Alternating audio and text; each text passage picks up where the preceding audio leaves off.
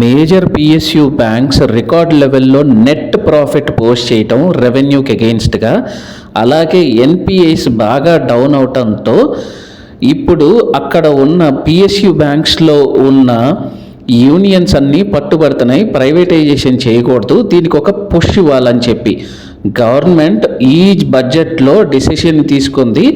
దీనికి ఒక particular staggering అన్నమాట. ప్రైవేట్ బ్యాంక్స్తో ఈక్వల్గా క్యూఐపి అంటే బయట నుంచి ఒక ఇన్వెస్టర్ పోర్ట్ఫోలియోస్కి క్రియేట్ చేసి పిఎస్యు బ్యాంక్స్లో మరింతగా స్టేక్ ఇంప్రూవ్ చేసి పిఎస్యు బ్యాంక్స్ స్ట్రెంగ్తన్ చేయాలని గవర్నమెంట్ డెసిషన్ తీసుకుంది.